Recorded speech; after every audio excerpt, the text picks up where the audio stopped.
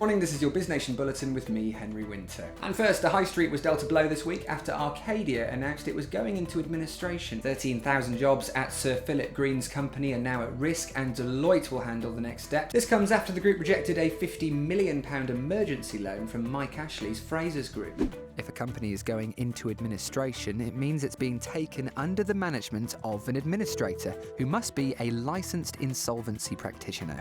Once this happens, the company is given breathing space from creditors who may be threatening legal action to recover outstanding debts. Now, you may not have heard of Arcadia, but you will certainly have heard of the household names sitting in its portfolio, including Topshop, Topman, and Miss Selfridge. It's likely the more popular brands will be snapped up, including Topshop, which is thought to have 10 potential buyers lined up. And this all had been coming. In accounts dating the year to September 2018, they reported a £93.4 million pre-tax loss compared with a £164.6 million profit in the previous 12 months. Its sales mimicked this glum news. They fell 4.5% to £1.8 billion.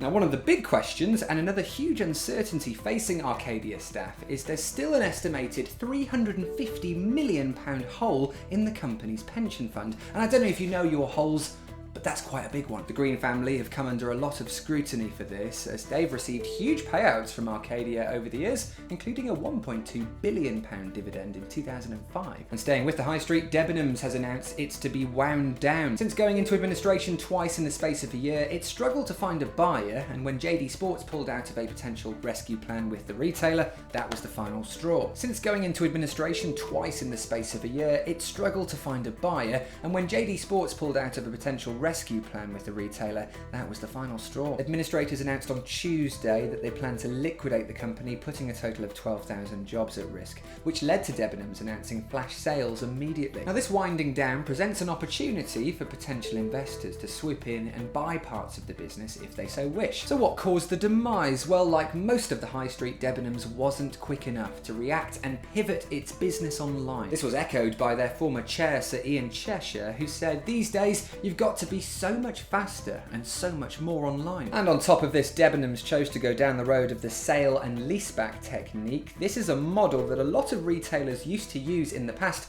when retail property was actually valuable.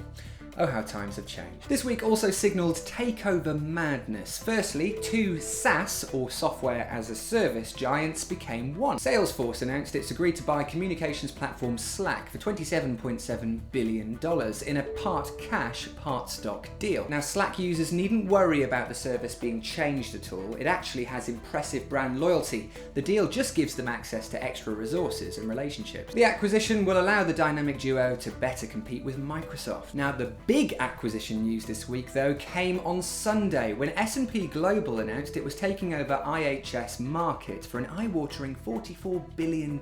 They hope the deal will give birth to a data and information giant to rival the market leader Bloomberg. So what are the terms of the deal? Well, it's an all-share acquisition in which S&P Global will pay 0.28 of its own stock for each IHS Markit share. S&P Global will therefore control around 68% of the new company. The Financial Times expects the dynamic duo to generate $11.6 billion in annual revenue. However, we think this will attract a lot of scrutiny from regulatory boards with concerns over a shrinking pool of data providers. It'll be very interesting to see how this one develops. Now, you may remember a few months ago, Nikola, an electric car producer, was accused of misleading investors and committing fraud by a short seller. Unlike a typical investment where the investor bets that the price of the stock will increase, short sellers are betting that the stock's price will fall. The process of short selling is where an investor borrows a stock, sells the stock, and then buys the stock back to return it to the lender. If the stock price has fallen over this period, the investor can pocket the difference in price. Nikola were alleged to have staged an advertisement of one of their trucks. Apparently, consumers were led to believe the truck in the ad was fully functioning, but it was actually just freewheeling down a hill. Anyway, despite this, GM stuck by Nikola with a $2 billion investment to co-develop their all-electric Badger pickup trucks.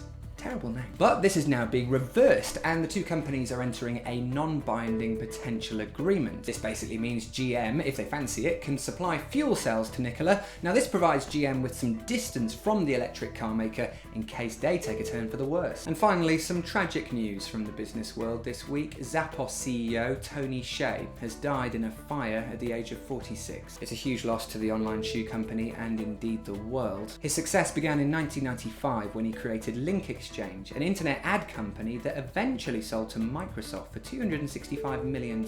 He took this money and invested in online shoe seller shoesite.com, which is now known as Zappos, and he later became the CEO. The company went from generating $1.6 million in sales in 2000 to more than $1 billion in 2009. And that encouraged Amazon to buy them out, and they kept Tony on as a CEO until he retired. Jeff Bezos paid his respects, writing on Instagram, "The world lost you way too soon." And of course, the thoughts of everyone here at Biznation are with Mr. Hsieh and his family.